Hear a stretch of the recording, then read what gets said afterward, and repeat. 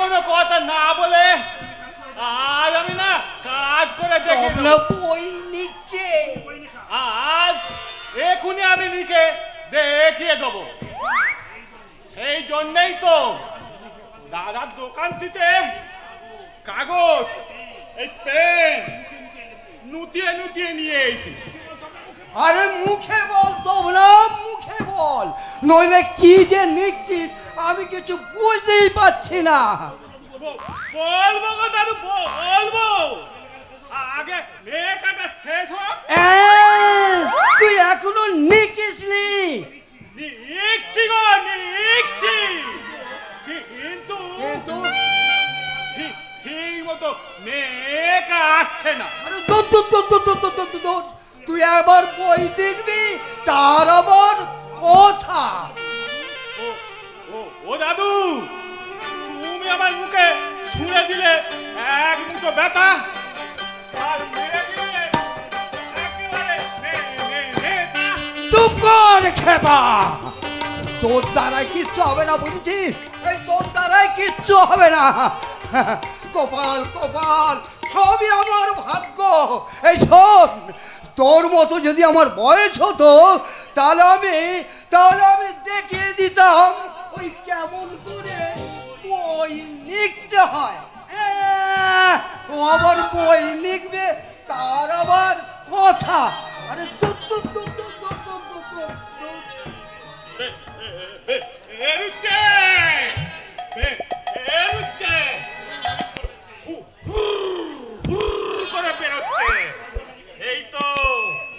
এই তো আমি লিখেছি। আমার দাদু একটা পাকা শয়তান, আমার বৌদিটা ভীষণ নবীনের মানুষ, আমার দাদার বেদায় কষ্ট। মুখার্জি বাবুর লোকেরা আমার দাদার গুমটির দোকান ভেঙে দিয়েছে। আমি মুন্নিকে ভালোবাসি।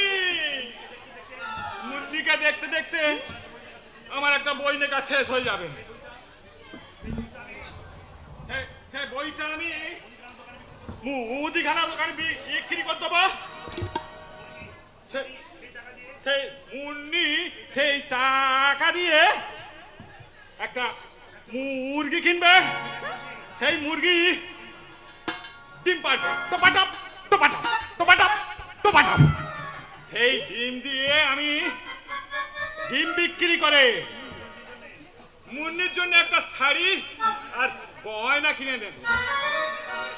আমি ডিমের লেখক হয়ে আমি শুয়ে থাকবো, আর মুন্নি আমার পা টিপে দেবে।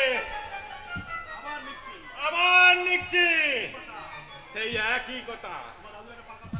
আমার দাদু একটা পাকা শয়তান, আমার দাদার বেদায় কত, আমার বৌদিটা ভীষণ নবী মেয়ে মানুষ। আমি লোভী মেয়ে মানুষ। এই খুন্তি দিয়ে পেঁচি পেঁচি তোমার জিভ যদি আমি না কাটি তো আমার নাম আসলে তাই নয়।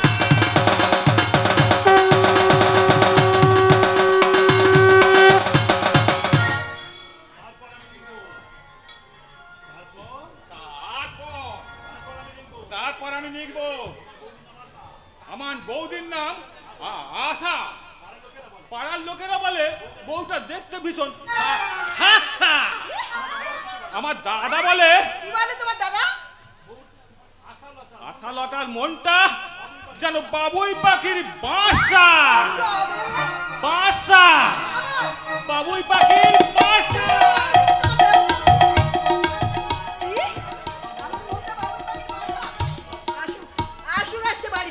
আজ তার মুখের উপর আমি বলে দেবো। আচ্ছা, তুমি আজ আমার সঙ্গে হিন্দি সিনেমা দেখতে যাবে। শুনেছি বইটা সেক্স, ভায়োলেন্স আর নাচে গানে একদম ঠাসা। আমাকে নিয়ে গিয়ে তোমার কি লাভ বলো? আমি তো তোমার কাছে বাবুই পাখির বাসা। এ কথা তোমাকে কে বলেছে? কে আবার বলবে? তোমার ভাই। ও তপন, ওটা একটা পাগল। তুমি ওর কথা শুনে আমার উপর রাগ করে বসে আছো। আশা, আশা, আমার সেই গুমটির দোকানটা ভেঙে দেওয়ার পর থেকে আমি একটা অপরিসীম মানসিক কষ্টের মধ্যে ভুগছি। তুমি কি সেটা বুঝতে পারছো? আমার কথা শুনলে তোমাকে আর এইভাবে কষ্ট পেতে হতো না। এই যুগে সব স্বামীরা তার বইয়ের কথা শোনে, শুধু তুমি ছাড়া।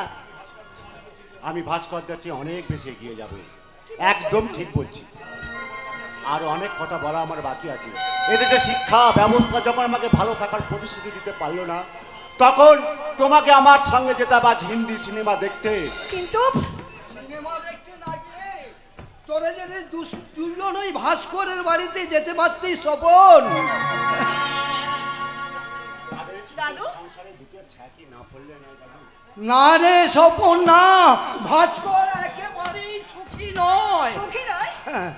আমি আমি নিজের চোখে গিয়ে দেখে এসেছি। ওই ভাস্করের বউটা জামার কলার ধরে ভাস্করের হেজড়া হেজড়ি এই হেজড়া হেজড়ি করতেছে। দাদু এ কথা সত্যি? হ্যাঁ রে স্বপন, সত্যি। দাদু সেদিন আমাদের বাড়িতে বা কতটুকু দেখে এসেছে। তোর বৌদি যে কতখানি পাগল সে আমি ভাষায় প্রকাশ করতে পারবো না। হঠাৎ দেখি আমার স্ত্রী সঙ্গীতা আমার ভাইকে খুন করবে বলে গলা টিপে ধরে। ঈশ্বর, যাতে আমার বাড়িতে গিয়ে আসল সত্যটা জানতে না পারে, তার জন্য আমি মিথ্যে কথা বলতে বাধ্য হলাম। তুমি আমার অপরাধ নিও না দয়াময়। দাদা, আপনি কি দিদির চিকিৎসা করেন না? তিনি নাকি খুব বড় লোকের মেয়ে, টাকা গয়না অনেক কিছুই নিয়ে এসেছেন। সেই লোভে পড়েই তো আজ আমার এই অবস্থা বৌমা।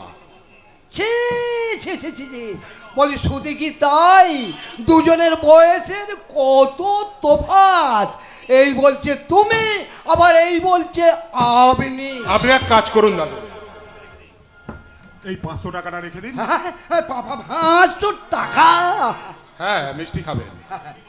আমি মাঝে মাঝে এসে এমনি করে টাকা দিয়ে যাব। তোমরা আমার বাড়িতে গেলে হয়তো সঙ্গীতার পাগলামিটা আরো বেড়ে যাবে, বলা তো যায় না। কামড়া কামড়ি করে রক্তারক্তি কাণ্ড বাঁধিয়ে ঘটে বাঁচতে। দাদু, হ্যাঁ আপনি কিন্তু মিষ্টি খাবেন। স্বপন বৌমা, আমি কিন্তু মাঝে মাঝে এসে এমনি করে টাকা দিয়ে যাব। আজ আমি আসি। হ্যাঁ আচ্ছা ঠিক আছে। এই যে কি বুঝলে? আর দাদু তুমি বা কি বুঝলে? নাদ বউ, আরে ডাল মে কুছ কালা। তোমাদের হাসির শব্দে আমার কানে তালা লেগে যাচ্ছে। মানুষের অসহজ সুযোগ নিয়ে তোমরা কত না ব্যঙ্গ করতে পারো দাদু। এসব করে তোমাদের কোনো লাভ হবে না। ভাস্করদা মানুষ, তাও তোমরা যদি ভাস্করদার মতো মানুষ হতে চাও, তাহলে দাদু আমার মতো এই অন্ধকার পথের দিকে তোমরা ঝাঁপিয়ে পড়ো দাদু। এই অন্ধকার পথের দিকে ঝাঁপিয়ে পড়ো দাদু। নাদ বউ, ওই ওই সন্ধ্যের পুকুরটা একবার যখন দেবে গেছে, তখন ওই ভাস্কর ছোড়াটা কাতলা মাছের মতো খাবি খাবে, খাবি খাবে, খাবি খাবে। আপনাদের বাড়িতে ভাস্করদা এসেছে? ভাস্করদা এসেছিলেন, এই মতো পিছনের দরজা দিয়ে চলে গেলেন। ইস, এত চেষ্টা করে আমি ভাস্করদাকে ধরতে পারলাম না। আচ্ছা, ভাস্করদার ঠিকানা বলতে পারবেন? কিন্তু তুমি কে? আমি ওনার সম্বন্ধী, উনি আমার জামাই বাবু। তার মানে বুঝতে পারছি না দাদু, হ্যাঁ? উনি সঙ্গীতাদির ভাই। আপনারা আমার দিদিকে চিনলেন কেমন করে? আরে চিনি কি বলছো? তোমার পাগলি দিদি যে আমার দুঃসম্পর্কে নাদ বউ হয়েছে গো। কি বললে? নাদ বউ। আমার দিদি পাগলি? পাগলি মানে একেবারে সাংঘাতিক পাগলি। আমি নিজের চোখে গিয়ে দেখে এসেছি। আচ্ছা, বলুন তো, আপনি কবে গেছিলেন আমার বাড়িতে? কেন, এই দুদিন আগে। দুদিন আগে? আচ্ছা বলুন তো, আমার দিদিকে দেখতে কেমন? হ্যাঁ, দেখতে খুবই সুন্দর। গায়ে গা গহনা, কপালে দপদপ করছে শীতেতে, কপালে দপদপ করছে সিঁদুরের টিপ, শীতেতে সিঁদুর। না মানে? হ্যাঁ, আপনারা ঠিকই বলেছেন। আমি অনেক দিন আমার দিদির বাড়িতে যাইনি তো, তাই। আচ্ছা, আমি চললাম। জামাই বাবুর ঠিকানা নিয়ে যাবেন না? জামাই বাবুর ঠিকানা নিয়ে যাবার আগে আমি আমার দিদির কপাল ভাঙার ঠিকানাটা বাড়িতে পৌঁছে দিই। কারণ জামাই বাবুর বাড়িতে আমার দিদি যে পাগলি হয়ে গেছে, এই খবরটা আমার দাদা জানে না, বৌদি জানে না, ভাই ভাইপো জানে না, এমনকি এমনকি আমার দিদিও জানে না।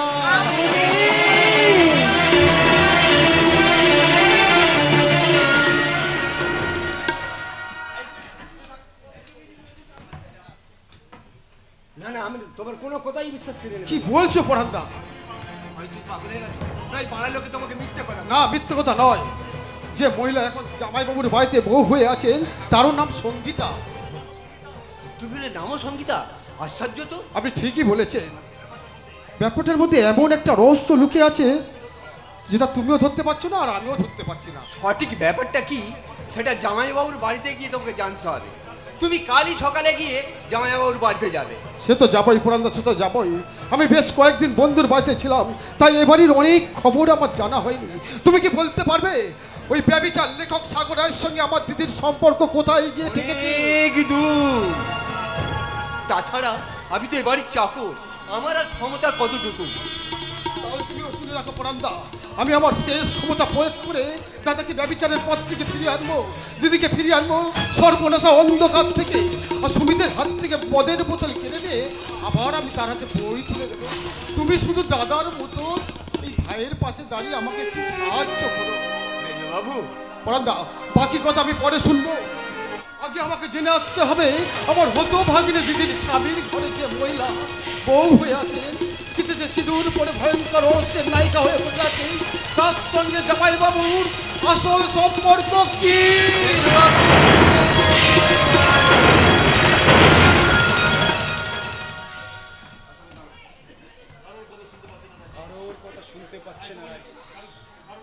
কারণ রাজেশের চোখ দুটো চলে গেছে ওই গঙ্গা ফরিঙ্গটা মেঠো পথ ধরে সোজা নদীর দিকে। ফিকো হয়ে গেছে সূর্যের আলো, বিবর্ণ বিষণ্ণ বেলা। ওই তো গা ধুয়ে আছে গায়ের ডাবল মেয়ে পদ্মা, তার ভিজে কাপড় ভেদ করে বেরিয়ে আসছে সদ্য স্নান করা শরীরে লাউ ঢোকার মতো লতিয়ে ওঠা যৌবন। সঙ্গীতা পাগল হয়ে গেছে? মোটেই না, সঙ্গীতা আমাকে পাগল করে দিয়েছে। তা না হলে আমি কি করে লিখছি এই অশ্লীল গল্পগুলো? রক্ষণশীল ভাস্কর ব্যানার্জি সে কি পাচ্ছে? তার বউ তাকে ছেড়ে চলে এসেছে, কোনো প্রকাশক তার বই লিখতে চাইছে না। খাবে কি, সংসার চালাবে কি করে? অথচ তার বউকে নিয়ে আমি কি হলো মিস্টার সাগর রায়, হঠাৎ এত হাসি কেন? আপনাদের ভগ্নিপতি কাম লেখক ভাস্কর ব্যানার্জির চালাকির কথা শুনে। কথাটা কি? তিনি নাকি সকলকে বলে বেড়াচ্ছে সঙ্গীতা পাগল হয়ে গেছে। বাচ্চা আমার দিদিকে পাগল করতে চাইছে। সে কি জানে আমার দিদি পাগল হলে তাকে আমি ছাড়বো না? সে কি জানে আমার দাদা তাকে ওভারটিক্স খেলে একেবারে মিক্সচার বানিয়ে দিতে পারে? যাক যাক যাক, সে কথা। আপনি কি বলতে পারেন হিরোইন, পাত্তা হাসিস, ব্রাউন সুগার এসবগুলো কোথায় পাওয়া যায়?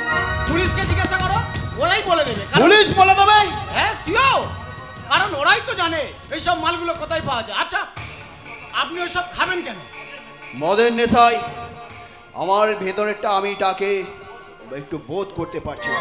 আপনার অস্থির হিয়াকে একটু চিয়াস করতে হিরোইন সেবন করে ফেলুন, তাতে আপনার ভিতরের আমি আর বাইরের আমি দুটো আমি এক হয়ে বাদামি স্বপ্নের সন্ধান এনে দেবে। বাদামি স্বপ্নের সন্ধান। রাস্কেল শুয়োরের বাচ্চা, ওই ভাস্কর ব্যানার্জি বলে কিনা আমার দিদি পাগল হয়ে গেছে। রাস্কেল ভাস্করটাকে আমি রাস্কেল ভাস্কর বলে কিনা আমার দিদি পাগল হয়ে গেছে। কে বলেছে রে সুমিত? কথাটা তোকে কে বলেছে? কে তোর? আমার স্বামী। স্বামী? No never. সে এখন আমার দাদার কায়দার কোটে দাগি আসামি। যে নিজের স্বামীকে আসামি বানিয়ে পর পুরুষের দিকে এগিয়ে যায়, তার চরিত্রে কি লজ্জা বলে কোনো কথা থাকা উচিত? নবাব পুত্রের মতো কথা বলবি না রাস্কেল। এই দাদার কাছে ব্যভিচারের লাইসেন্সটা পেয়ে গেলেও আমি যে আমি নিজের স্বভাবটা পাল্টাতে পারছি না রে দিদি। তাই তাই মাঝে মাঝে এই ভেতরটা কেঁদে ওঠে কামার শালার পাবো। আর আমি তখন কাঁদতে কাঁদতে বলি, মনটা আমার সিরাজ, ভাগ্যটা যে আমার মির্জাফর, মির্জাফর। আমার রাস্কেল ছোট ভাইটা কোথালে ওই কাণ্ডজ্ঞানী মেজ ভাইটার মতো ভেতরে ভেতরে সেই রক্ষণশীল লেখক ভাস্করের সঙ্গে লাইন চালাচ্ছে, নাহলে ও কি করে জানলো এই রাস্কেল গাইয়া লেখক আমাকে পাগল বলে চালাতে চাইছে? তোকে পাগল বলে চালাতে চাইছে রে সঙ্গীতা? দাদা তুমি কি কিছুই খবর রাখো না? ওই গাইয়া লেখক আত্মীয় স্বজন বন্ধু বান্ধব সবার কাছে বলে বেড়াচ্ছে আমি নাকি পাগল হয়ে গেছি। আরে বলবেই তো, কারণ আমি সমস্ত প্রকাশককে তার বই ছাপাতে বারণ করে দিয়েছি। কিন্তু ধাপে ধাপে সে কতটা নিচে নামছে একবার তুমি চিন্তা করে দেখেছো দাদা? কাল পর্যন্ত আমার মাপের মধ্যে ছিল, আজ তাকে আমি মাপের বাইরে পাঠিয়ে দেব। সাগর, মিস্টার সাগর রায়। কোনো পথই খুঁজে পাচ্ছি না। কি করে পাবে? তার স্বামী যে তাকে পাগল প্রতিপন্ন করতে চাইছে। এসব তুমি কি লিখছো সাগর? আমাকে লেখা থামাতে না বললে আমি ওই ভাস্কর ব্যানার্জিকে সুনামে সাততলা থেকে নামিয়ে দেবো বদনামে নর্দমায়। সাগর, আমি তোমাকে সর্বতভাবে সাহায্য করব। তোকে তো সাহায্য করতেই হবে, কারণ নারীর সাহায্য ছাড়া কোনো পুরুষ জয়লাভ করতে পারে না। যে শয়তান আমার বোনকে পাগল প্রতিপন্ন করতে চাইছে তাকে আমি সহজে ছেড়ে দেবো মনে করেছো? তাকে আমি পথের ভিখারি করে ছাড়বো। থাকবে না তার মান সম্মান, এমনকি তার ওই কলম ধরে হাতটা। হ্যাঁ, তুই তো ওই ভাস্কর ব্যানার্জিকে চিনিস? হ্যাঁ বাবু, আসমানের নিচে থাকবো আর সুরজকে চিনবো না, এ কেমন করে হয় বাবু? এই রাস্কেল, খবরদার ওই জানোয়ারটা সুনাম আমাদের সামনে করবি না। মেম সাহেব, পরাজয়ের অন্ধকার কি আপনার সামনে এসে গিয়েছে? চাকর হয়ে মনিবের মুখের ওপরে কথা বলছিস কোন সাহসে? মনিবরা যা বলবে মাথা নিচু করে তাই শুনবি, আর মাসের শেষে মাইনেটা গুনে নিবি। লেখক বাবু, মাইনের টাকাটা গুনতে গুনতে আপনি যদি আমার কামটা করতেন তাহলে সমঝে নিতেন এই চাকর বাকরদের খেতে দুঃখ। সুখের ঠিকানা দেখিয়ে দিই। হ্যাঁ, তোকে শুধু একটা কাজ করতে হবে। বলেন সাহেব, কামটাকে? যে হাতে ভাস্কর কলম ধরে বই লিখে চলেছে সেই ভাস্করের ডান হাতটা কেটে দিতে হবে। ডাম্পি, পারবি না ডাম্পি, পারবি না ডাম্পি, পারবি না ডাম্পি, পারবি না ডাম্পি। বাবু সাহেব, হাত কেটে নেবার কি দরকার আছে? সব সব একটা কাম করলেই তো বিলকুল ঝামেলা সাফ হয়ে যাবে। কি কাম? ওই ভাস্কর বাবুকে একদম জানে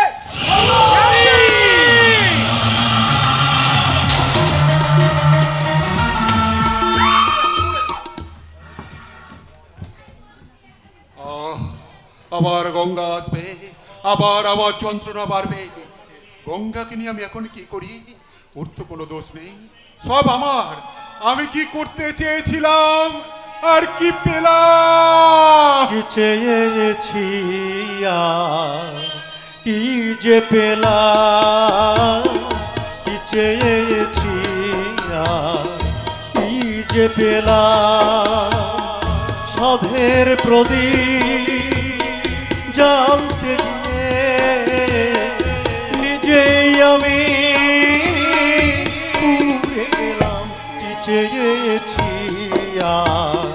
কি যে পেলাম, কি চেয়েছি কি যে পেলাম।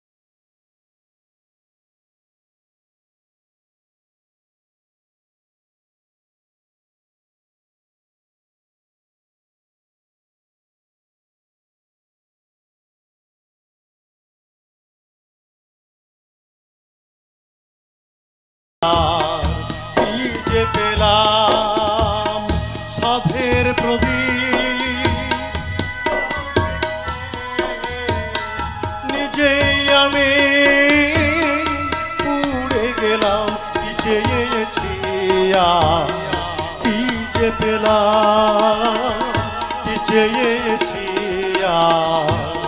কি যে পেলাম। কিন্তু গঙ্গার হাত থেকে আমি নিষ্কৃতি পাবো কি করে? ওর অনেক টাকা বাকি পড়ে গেছে। তাছাড়া গঙ্গাকে নিয়ে আমার লজ্জার শেষ নেই। আমার মা অসুস্থ হয়ে পড়ে আমাকে চরম বিপদের মুখে ফেলে দিয়েছে। আমি যে এখন কি করি? আমার যন্ত্রণার কথা আমি কাকে জানা? কেন গো, তোমার যন্ত্রণার কথা তুমি আমাকে জানাতে পারো না? তুমি সরে গেলে কেন? তুমি কি অসুস্থ? না না, তুমি নয়, আপনি বলো, আপনি। সন্ন্যাসীর পরন থেকে গেরুয়া বস্ত্র খুলে নিয়ে তাকে আবার শুধুমাত্র পড়াতে চাইছো কোপনি। তুমি আমার লেখা বই পড়ে আমার কথাগুলো আমাকে শোনাচ্ছ। তুমিও তো আমার স্বপ্নের রং নিয়ে তোমার মতো করে সেই স্বপ্নের জাল আমাকে দিয়েই বোনাচ্ছ। এটা আমার প্রথম উপন্যাসের কথা। এটা আমার প্রথম ভালোবাসার ব্যথা। কিন্তু মা সুস্থ হয়ে গেলে এখান থেকে চলে যেতে হবে।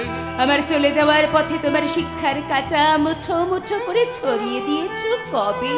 আমি তোমাকে বোঝাতে পারছি না গঙ্গা। আর বেশি দিন এখানে থাকা তোমার চলবে না। আমার চলে যাওয়ার কথাটা তুমি আর কখনো বলবে না।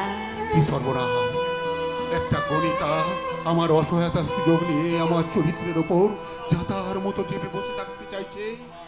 আমার বুকের ভিতর ঘুমিয়ে থাকা স্বপ্নের সেই পাখিটা কি মিষ্টি সুরে গান গাইছে। ও তো নোংরামে জোর করে তাড়ি দিতে চাইলে কিস্তি খেউর করে গালাগাল দিয়ে আমার মান সম্মান ধুলোয় লুটিয়ে দেবে। আমি কি জানতাম বৌমা, মামিমা, কাকিমা এই শব্দগুলো আমার মনে স্বপ্নের সাধের ফুল ফুটিয়ে দেবে। সেই অসভ্য মেয়েটা আজ এভাবে সভ্য ভদ্র হলো কি করে? আমি ওর বই পড়ে কত কিছু শিখেছি একটু একটু করে। দূর থেকে আমি ওর বই লেখা দেখেছি। আমি খুব কাছ থেকে ওর মনের খবর রেখেছি। না না, প্রশ্রয় নয়, যেমন করে হোক ওকে তাড়াতেই হবে। আমার এই শাখা সিঁদুর, শাশুড়ি মায়ের স্নেহ, আমরের প্রাণ ঢালা ভালোবাসা, এই সব কিছু আমাকে হারাতে হবে না।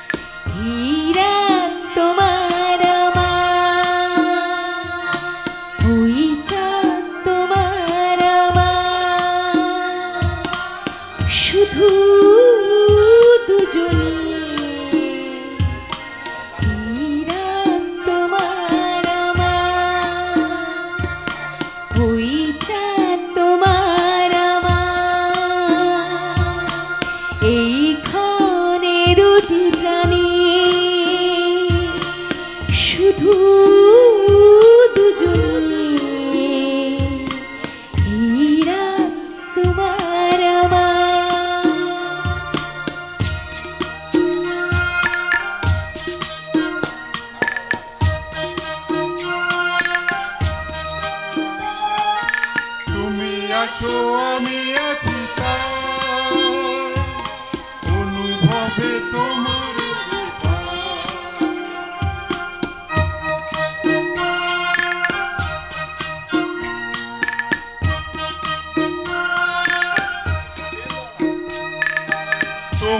আছো আমি আছি তাই, অনুভবে তোমার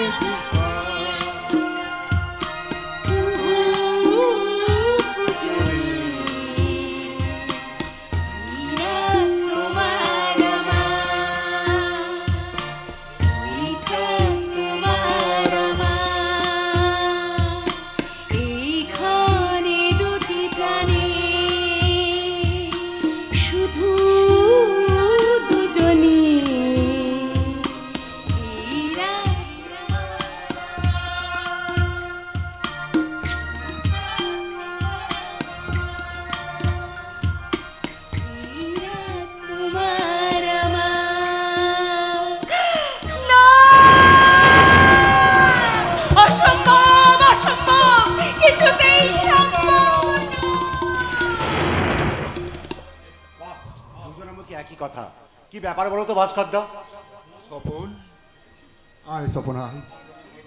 সঙ্গীতা, ও আমার ভাই, পাড়া সম্পর্কে ভাই, ওর নাম স্বপন। ও স্বপন ঠাকুরপো, তোমার দাদার মুখে আমি তোমার অনেক কথা শুনেছি ভাই। কিন্তু বৌদি, তোমার চোখে জল কেন? জল? ইয়ে মানে কদিন হলো খুব ঠান্ডা লেগে গেছে। ঠান্ডা লেগেছে? হ্যাঁ রে স্বপন, আমি তো সারা রাত জেগে বই লিখি, তাই তোর বৌদিকে সারা রাত আমার পাশে বসে থাকতে হয়, সেই জন্যেই। বুঝেছি দাদা, বুঝেছি। কি নারী কি পুরুষ, একা কি কোনোদিন কেউ মহান কাজ করতে পেরেছে? তাই তো কবি নজরুল ইসলাম বলেছেন, আমি সাম্যের গান গাই, আমার চোখে পুরুষ নারীর কোনো ভেদাভেদ নেই। বিশ্বে যা কিছু মান সৃষ্টি চিরকল্যাণকর, অর্ধেক তার করিয়াছে নারী আর অর্ধেক তার নয়। এ বিশ্বে যত ফুটিয়াছে ফুল, ফলিয়াছে ফল, নারী দিল তাহে রূপ রস মধু, বন্ধ সুনির্মল।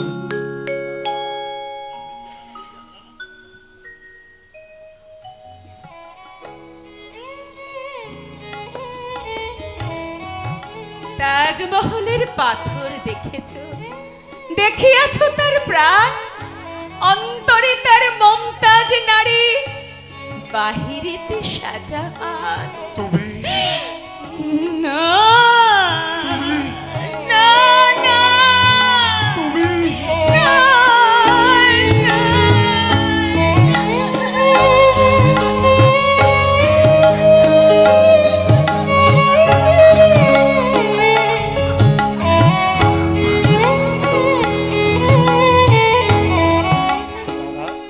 বৌদি কাঁদতে কাঁদতে চলে গেল কেন? সেদিন তোদের বাড়িতে গিয়ে আমি বলে এসেছিলাম না, সঙ্গীতা পাগল। দাদা, তুমি যে কোনো কারণে হোক নিজের যন্ত্রণাকে ঢাকবার জন্য বৌদিকে পাগল বলে তুমি প্রতিপন্ন করতে চাইছো। যেমন চাপা দিতে চাই আমিও দাদা। স্বপন, তুমি তো মরা থেকে বেঁচে উঠো দাদা, আমি যে বেঁচে থেকেও বেঁচে নেই সেটা কি তুমি বুঝতে পারছো? বুঝেছি বলেই তো সেই দিন তোদের বাড়িতে গিয়ে আমি 500 টাকা দিয়ে এসেছিলাম। যাক সে কথা, চাকরি বাকরির সন্ধান কোনো পেয়েছিস? আরে চাকরি বাকরি, এই যুগের যারা ইন্টারভিউ নিচ্ছে, যেসব বাঞ্ছিতের দল, তারা বেকার যুবক দিনে রসিকতা করে। স্বপন, তুই কি শেষ পর্যন্ত পাগল হয়ে যাবি? হ্যাঁ দাদা, হ্যাঁ আমি পাগল হয়ে যাব একদিন। বেকার যন্ত্রণা ভোগ করতে করতে হয়তো আমি একদিন পাগল হয়ে যাব। তাই তোমাকে আমি জিজ্ঞাসা করতে এসেছি দাদা, আমি ওই ভালো থেকে দুঃখ ভোগ করব, না ওই খারাপ পথে চলে গিয়ে অনেক সুখ ভোগ করবো দাদা? আমি অনেক সুখ, স্বপন কি সত্যি সত্যি পাগল হয়ে যাবে? অজিত মুখার্জি ওদের গুমটির দোকান ভেঙে দিয়েছে, সে কথা আমি শুনেছি, কিন্তু উনি যে আমার সম্বন্ধী ও কথা ওরা জানতে পারেনি। একে নিজের যন্ত্রণায় নিজেই মরছি, তার উপরে বিপদের মহোৎসব, এক রাস যন্ত্রণার ত্রাই ত্রাই কলরব, একটা ভয়ঙ্কর রকমের দুশ্চিন্তা আমি আমার মস্তিষ্কে অনুভব করছি। ওই গণিকা মেয়েটা আমার মায়ের মণিঘরে স্পর্শ করে বসে আছে। আমি এক নিরুপায়, মুক্তির কোনো উপায় খুঁজে পাচ্ছি না। আচ্ছা ওই গণিকাটাকে ভোরবেলা গলা ধাক্কা দিয়ে বাড়ি থেকে বের করে দিয়ে মাকে বলি, মা তোমার বৌমা বড় লোকের মেয়ে আমার সঙ্গে ঝগড়া করে না না না না, কি করে সম্ভব? তাহলে তো আসল সঙ্গীতা নকল সঙ্গীতা এক হয়ে যাবে। তাহলে কি হবে? কি আবার হবে? এইভাবে সংসারে অশান্তি হলে দিদিমা মারা যাবে। রহমান, তুমি কি বলো তো মামা, এই মাত্র আমি দিদিমাকে দেখে এলাম, পালসপিটটা ভীষণ বেড়েছে। মাইমা কি বললে জানো? কি বললেন? বললে এর জন্য দায়ী তোর মামা। শোন রামা, আমাকে শুনিয়ে কোনো লাভ নেই মামা, তুমি বরং মামিমার কথাগুলো মন দিয়ে শোনো, কারণ মামিমার মতো মেয়ে এই সংসারে বিরল, একথা তুমি নিশ্চয়ই জানবে, নিশ্চয়ই জানবে। কি আশ্চর্য, ওই অসভ্য মেয়েটা একেবারে আসর চাকিয়ে বসেছে। না না, কালই আমি তার গলা ধাক্কা দিয়ে। লিখতে বসে ধূপ জ্বেলে দিয়ে আমি তোমার জন্য চা করে নিয়ে আসি। আমি চাপা খাওয়াই না। লেখাটা যেন কাল কোথায় শেষ করেছিলে? তুমি এখন দয়া করে এখান থেকে চা হো। মনে পড়েছে, মানুষের দুটো চোখ দুটো কান আর একটা মুখ, এর মানে প্রত্যেক মানুষের উচিত দুবার শোনা, দুবার দেখা, একবার মাত্র কথা বলা, মানে কারেক্ট কথা বলা। তুমি ইংরেজি বলছো? একটু আগে নজরুলের কবিতা বললে। তুমি কি লেখাপড়া শিখেছিলে?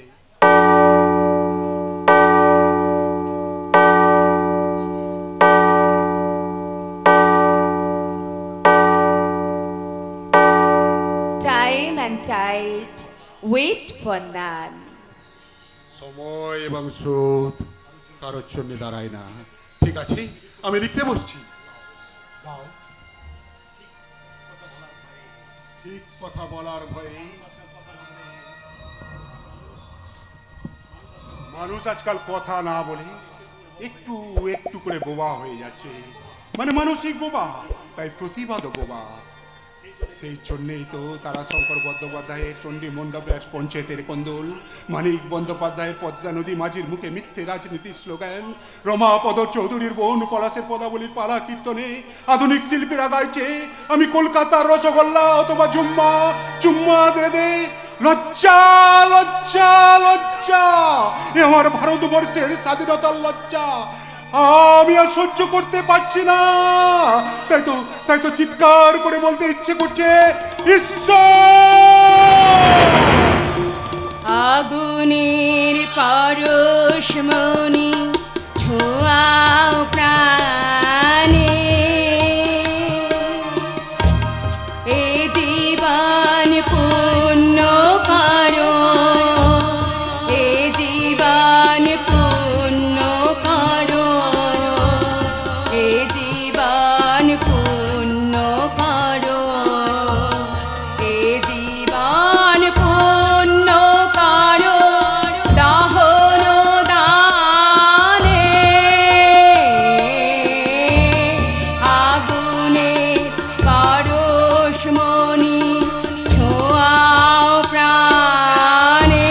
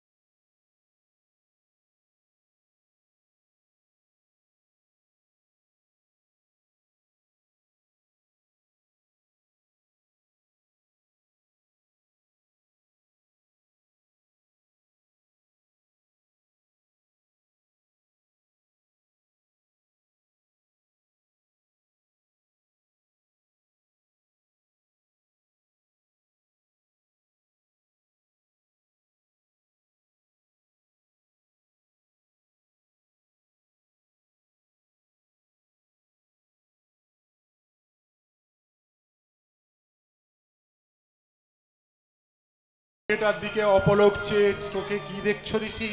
আপনার সাহিত্য পূজার অঙ্গনে এক দেবী মূর্তি। তুমি কি জানো ওর নাম সঙ্গীতা? জামাই বাবু, ওর হাতে ধূপের ধোয়ার সঙ্গে মিশে গিয়ে ওর নাম রাখলাম আমি গীতা। তুমি তোর আসল পরিচয় জানতে এসেছিলাম, কিন্তু এখন মনে হচ্ছে আমি ওই পূজারিনীর কাছে এক বিন্দু সেও কিনতে এসেছি। তুমি কি জানতে আসনি ওর সঙ্গে আমার কি সম্পর্ক? আমি জানতে পেরেছি জামাই বাবু, আপনি এখনো অসহায় একাকী। তাহলে বলো দেখি, ঠিক এই মুহূর্তে আমি কতখানি প্রয়োজনীয়া? শুনতে চাও আমার মুখ থেকে একটা বড় ভয় উত্তর? তাহলে শোনো, তুমি কতখানি প্রয়োজনীয়া সেটা জামাই বাবু জানে, কিন্তু আমি জানি তুমি আমার পূজনীয়া। আর এগিয়েও না ঋষি। কেন? ওর আমার মাঝখানে এখনো কোনো জনপদের জন্ম হয়নি। মাঝখানে জলে থই থই স্রোতস্বিনী নদী। আমি অপর নদী পাড়িয়ে ছাতর কেটে চলে গিয়ে তোমাকে একটা প্রণাম করবো দিদি।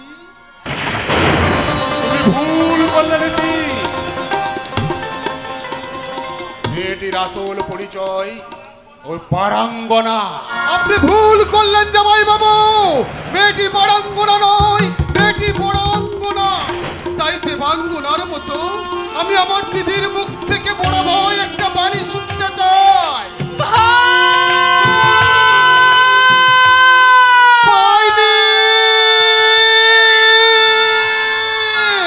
পাইনি এমন সেও সম্ভাষণ আমি কোনোদিনই শুনতে পাইনি আমার দিদির মুখ থেকে।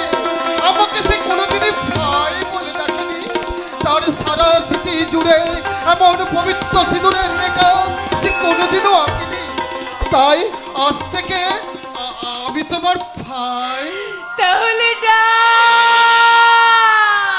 করিনি সে, আরে একবার আমাকে দিদি বলে না।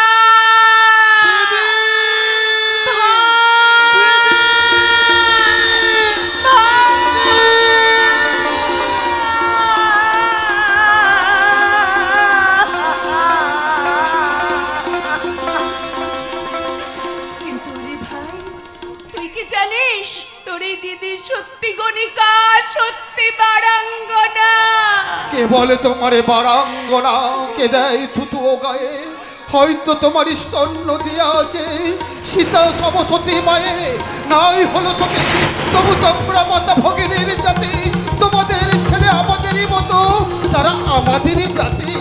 সোনা মানুষের বাণী, জন্মের পর মানব জাতির থাকে না কখনো গ্লানি। পাপ করিয়াছ বলিয়া কি নাই পুণ্যের অধিকার? শত পাপ করি হয়নি ক্ষুণ্ণ দেবত্ব দেবতা। ও উল্লাস মুক্তি লাভ মেরি হতে পারে দেবী, তোমারও কেন হবে না পূজা?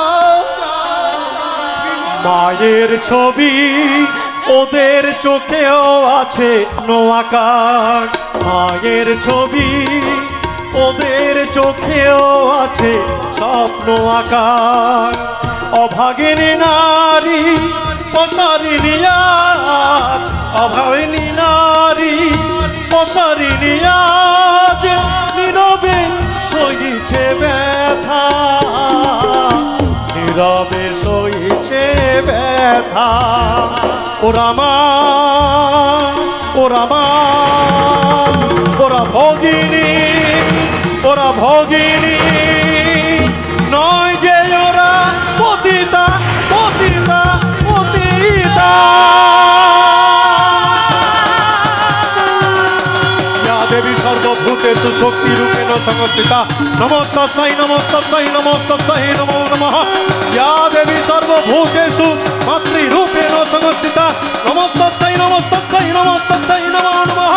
ইয়া দেবী সর্বভূতেষু ভক্তি রূপেণ সংস্থিতা নমস্তস্যৈ নমস্তস্যৈ নমস্তস্যৈ নমো নমঃ।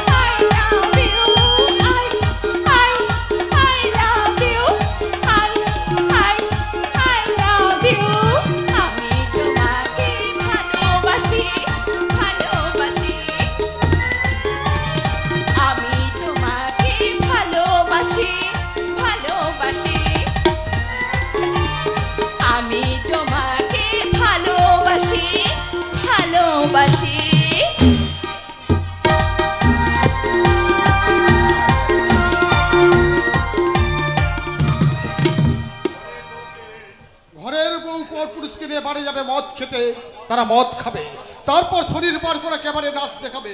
গৃহস্থ নাচ দুয়ারে আর সন্ধ্যা দেখাবে না কোনো ঘোমটা দেওয়া বধূ। নতুন পরিচ্ছেদে ভাস্করদা এই লেখাটাই লিখেছেন। তারপর ভাস্করদা লিখেছেন, এদেশের পাগলের সংখ্যা দিনের পর দিন বাড়ছে, তাদের ভারসাম্যহীন মস্তিষ্কে বাসা বাঁধছে শুধু কামনার পোকা।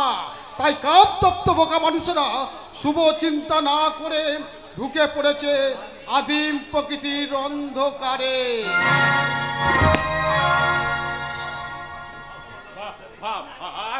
সংসারে অভাব নেবেতে, তাই তো কাজের মেয়ে মুন্নিকে জবাব দিয়েছে। মুন্নি পুরলি বেঁধে বেরিয়ে পড়েছে গায়ে ফিরে যাবে বলে। আমি তাকে বললাম পার্কে আমার সঙ্গে দেখা করবি। ওই এখানে তো আসেনি, যাই দেখি ওই দিকটা একটু খুঁজে দেখি। মুন্নিকে যে আমার চাই, মুন্নিকে আমি বিয়ে করব, ওকে ছাড়া আমি বাঁচব না। মুন্নি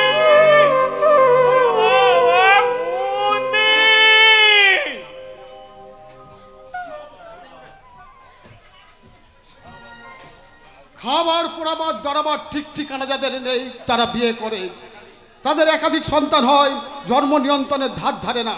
ভাস্করদা লিখেছেন, এদেশের শিক্ষিত বেকার যুবকরা চাকরি বাকরি না পেয়ে সমাজ বিরোধীর খাতায় নাম লেখায়।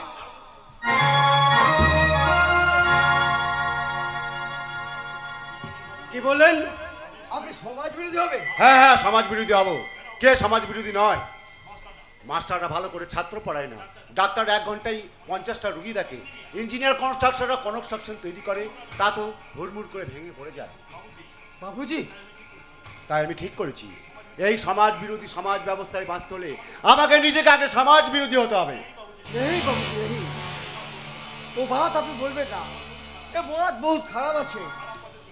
আমি খারাপ পথে চলে গিয়ে আমি ভালো থাকতে চাই জানতে, আমি নোংরা পথে থেকে আমি সুখ ভোগ করতে চাই না। বাবুজি, তাহলে তাহলে আপনি চলেন বাবুজি। না, কোথায়? আমি যেখানে কাম করতাম ওখানে। হাজি সাহেবের বাড়ি? হ্যাঁ, আসেন আসেন বাবু।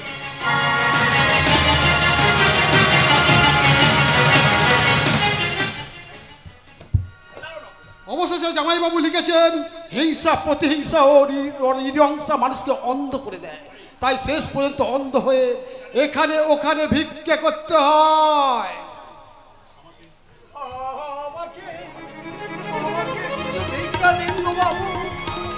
আমাকে কিছু ভিক্ষা দিন ওগো মা বোনেরা, দয়া করে আমাকে কিছু ভিক্ষা দিন। আমি আজ 2 দিন তেমন কিছু খাইনি, দয়া করে কিছু ভিক্ষা আমায় দিন। এই বৃদ্ধ অন্ধ মানুষটাকে বাঁচান গো বাবুরা, বাঁচান ওগো মা বোনেরা। অনেক দিন আগে আমার ছেলে মারা গেছে, আমার একটা শিক্ষিত বেকার নাতি, সে যে কোথায় চলে গেছে তাও আমি জানি না। একটা খেপা নাতিও ছিল, সেও পালিয়ে গেছে। তাই তাই এখন আমি এই ছেলে মানুষ তার বউটাকে নিয়ে বড় তো বিপদে পড়েছি গো বাবু। হঠাৎ করে রাস্তায় পড়ে গিয়ে আমি 2 চোখে অন্ধ হয়ে গেছি গো বাবু।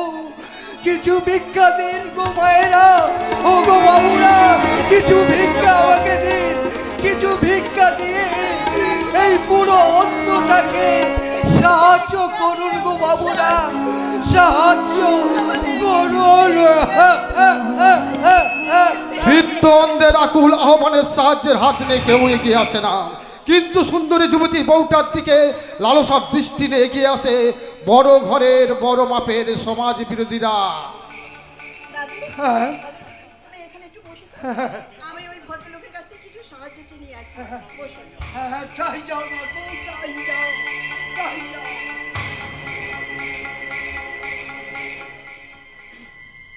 আমার দাদা শ্বশুর অন্ধ হয়ে গেছে, আমার স্বামী জগৎ থেকে উঠে গেছে। আপনি কিছু সাহায্য করে ওই মানুষটাকে বাঁচান। আপনি কি সাহায্য চান? আপনি কি আমাকে একটা চাকরি দিতে পারেন? চাকরি? হ্যাঁ, যে কোনো একটা চাকরি। কিন্তু না দাদা না, কোনো কিন্তু করবে না। আপনি দয়া করে আমাকে একটা চাকরি দিলে আমি আমার স্বামীকে কুপথ থেকে সুপথে ফিরিয়ে আনতে পারবো। আপনি দয়া করে একটা চাকরি দিলে। উপায় অবলম্বনহীনা গৃহবধূরা এমনি করে চাকরির জন্য এক শ্রেণী মানুষের সামনে গিয়ে হাত জোর করে দাঁড়ায়। স্বামীকে ফেরাবার স্বপ্ন দেখে, সংসার আঙিনায় জ্বালতে চায় অবগুলটল টেনে নলটনের আলো। কিন্তু অবশেষে এক জোড়া কালো হাত পকেটে ঢুকে গিয়ে বেরিয়ে আসে নোটের বান্ডিল নিয়ে। তুমি চাকরি পাবে। এ না তোমার টাকার ব্যাগ। চাকরিটা কিসের দাদা? কান্নার চাকরি। কান্নার চাকরি? হ্যাঁ, তোমাকে কিচ্ছু করতে হবে না, তোমাকে শুধু কাঁদতে হবে। হ্যাঁ, দিন রাত শুধু তোমাকে কাঁদতে হবে। আর আমরা সেই তোমার কান্না রেকর্ড করে বাজারে ছাড়বো। আরে আজকালকার বড় বড় ফ্যামিলিতে কেউ তো আর কাঁদে না, তাই আমরা সেই কান্না রেকর্ড একদিন মৃত্যুর পর কিংবা শ্রাদ্ধের দিন সেই রেকর্ড বাজাবো। এই নাও আমার সেই কার্ড, এই ঠিকানায় পৌঁছে যাবে। চলি, বাই।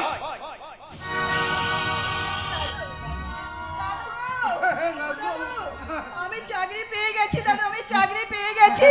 তুমি চাকরি পেয়েছো দাদু? চাকরি পেয়েছো? তা কিসের চাকরি? দাদু গো, কান্না রেকর্ড করার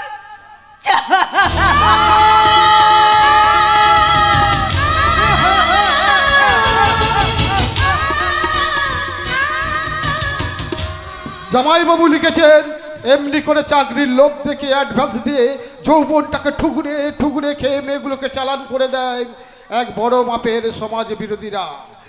এরপর ঘটতে চলেছে এক অবিস্মরণীয় ঘটনা। স্বামী আগে না সিঁদুর আগে, এ তর্কের লড়াই। এক পথ দিয়ে আসবে সিঁদুরের পক্ষে এক মহিলা, আর অন্য পথ দিয়ে আসবে এক মহিলা এখনো একটু একটু স্বামীর পক্ষে। না না না, আমার পক্ষে কিছুতেই সাগরের সমস্ত প্রস্তাব মেনে নেওয়া সম্ভব নয়। তাই তো আমি তাকে বলেছি, তাকে আমার ভালো লাগে ঠিকই, কিন্তু ভালোবাসতে পারবো না, পারবো না, পারবো না। আপনি কি পারেননি ভালোবাসতে? কিন্তু আপনার তো এখনো বিয়ে হয়নি, তাহলে ভালোবাসতে এত ভয় কোথায়? আমি বিবাহিতা। বিবাহিতা? আচ্ছা দিদি, বিবাহিতা হয়ে আপনি সিঁথিতে সিঁদুর পরেননি কেন? আপনি অন্য কথা বলুন। আপনি কোথায় গিয়েছিলেন? অসুস্থ শাশুড়ি মার জন্য ঠাকুর মন্দিরে পুজো দিতে গিয়েছিলাম। আবার সেই শাখা সিঁদুর ঠাকুর মন্দির, যত সব কুসংস্কার। আচ্ছা একটা কথা জিজ্ঞাসা করবো দিদি। বলুন। আচ্ছা, মেয়েদের জীবনে স্বামী আগে না সিঁদুর আগে? স্বামী আগে। না, কি করে স্বামী আগে হয়? আমার হিসাবে সিঁদুর আগে। স্বামী আগে? সিঁদুর আগে। ডিসকাস্টিং। ও দিদি, অসহ্য বলে চলে যাচ্ছেন কেন? বসুন। বসে কি হবে? তুমি তো আমার অ্যান্টি। আরে বাস, তুমি তো বেশ সুন্দর কথা বলতে পারো। তা তোমার নামটা কি? সঙ্গীতা। আরে এই তো আশ্চর্য ব্যাপার। আশ্চর্য দিদি, আমার নামও তো সঙ্গীতা। দিদি। আচ্ছা বোন, এবার বলো তো তোমার স্বামীর নাম কি? এই মরেছি, শাশুড়ি মা বলেছেন খবরদার বৌমা স্বামীর নাম মুখে আনবে না, কিন্তু শাস্ত্রে বলেছে স্বামীর নাম মুখে আনলে দুধে ভাতে খেতে হয়। তাই আমি আমার স্বামীর নাম বানান করে বলছি, ভায়াকার দন্তে সায় কয় র। আরে এই তো আরো আশ্চর্য। কি আশ্চর্য দিদি? আমার স্বামীর নামও তো ভাস্কর। দিদি। আচ্ছা দিদি, আমাদের দুই বোনের নাম এক, দুজনের বড়দের নাম এক, তাহলে তোমার চরিত্র আমার চরিত্র এক হবে না কেন? দিদি, দিদি বোধহয় অন্য কিছু ভাবছে। ভাবতেই পারে আমি হয়তো কিছু ভুল বলে ফেলেছি। দিদি, ও দিদি, হ্যাঁ, আমার এই পুজোর ডালিতে আছে বাঙালির প্রসাদী সিঁদুর। এই সিঁদুর আমি তোমার সিঁথিতে পরিয়ে দেবো না। কেন দিদি, তুমি কি তোমার স্বামীর মঙ্গল চাও না? তুমি অন্য কথা বলো। অন্য কথা অন্যদিন বলবো, এখন আমি চলি। হ্যাঁ, তো তারা কিসে? বাড়িতে আমার অসুস্থ শাশুড়ি আমার পথের দিকে চেয়ে বসে আছে। স্বামী হয়তো সব কাজ ফেলে ভাবছেন আমি কখন বাড়িতে ফিরবো। তাছাড়া আমার সংসারে এটা সেটা নানান সতেরো কত কাজ। এক্ষুনি বাড়িতে ফিরে গিয়ে কোজাগরীর লক্ষ্মী পূজার আলপনা দিতে হবে। আলপনা, এমনই আলপনা দেবার কথা আমার জীবনেও ছিল। ছোটবেলায় মা আমাকে লক্ষ্মীর পাঁচালি পড়ে শোনাতো। আমারও স্বামী আমার পথ চেয়ে বসে থাকতো, আমারও শাশুড়ি ছিল, দেওর ছিল, কিন্তু কোথা থেকে কোনো এক কালবৈশাখী ছড়ে এসব কিছু তছনছ হয়ে গেল। দিদি, ও দিদি, তুমি কাঁদছো? কাঁদবো কেন? আরে বাবা, কোন দুঃখে কাঁদবো? আমাদের বাড়িতে না কান্নার কোনো জায়গা নেই, চারিদিকে শুধু সুখ সুখ আর সুখ। এবার তোমার সাথে দেখা হলে তোমাকে আমাদের বাড়িতে নিয়ে যাব। তোমাকেও কিন্তু আমার গরিব শ্বশুর বাড়িতে যেতে হবে, সেখানে গিয়ে আমি আমার স্বামীর সঙ্গে তোমার পরিচয় করে দেব। দিদি, তুমি যাবে তো? যাব যাব যাব। এই সুন্দর